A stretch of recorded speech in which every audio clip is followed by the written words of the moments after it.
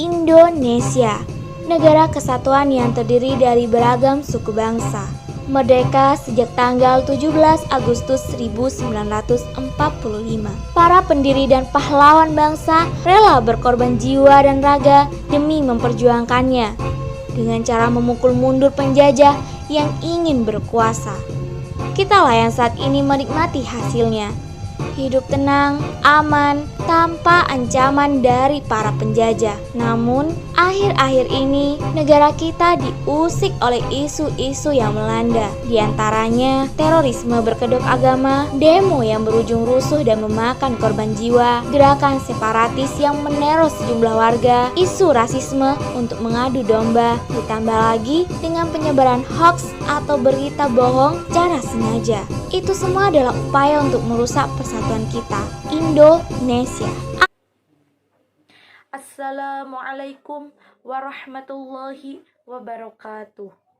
Pertama-tama dan yang paling utama, marilah kita panjatkan puji syukur kehadirat Allah Subhanahu wa Ta'ala yang telah memberi nikmat kepada kita semua, sehingga kita sekarang dalam keadaan sehat walafiat.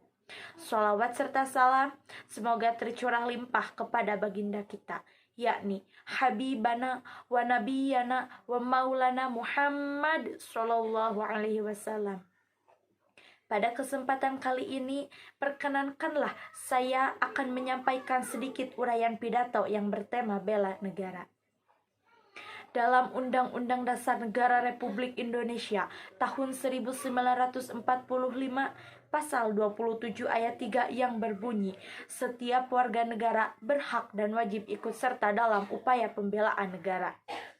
Dan dalam pasal 30 ayat 1 yang berbunyi, tiap-tiap warga negara berhak dan wajib ikut serta dalam usaha pertahanan dan keamanan negara. Inilah dasar konstitusi negara kita yang menjelaskan bahwa kita sebagai warga negara Indonesia wajib ikut serta dalam mempertahankan negara Republik Indonesia.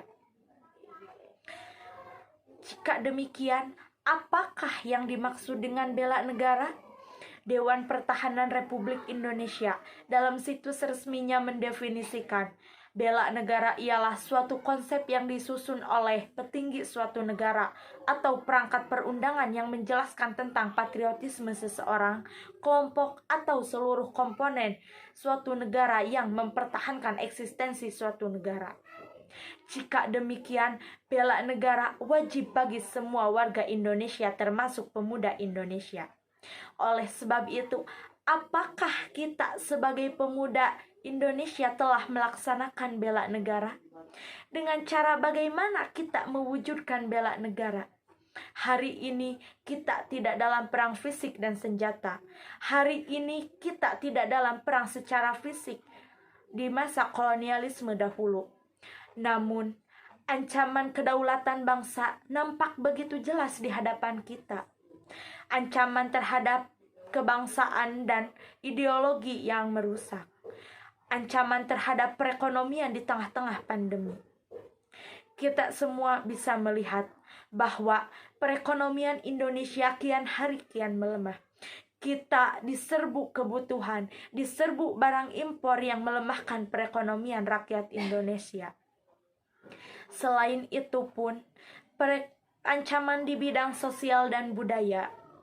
Pada zaman ini, kita bisa melihat orang-orang di sosial media saling menista dan saling menghujat.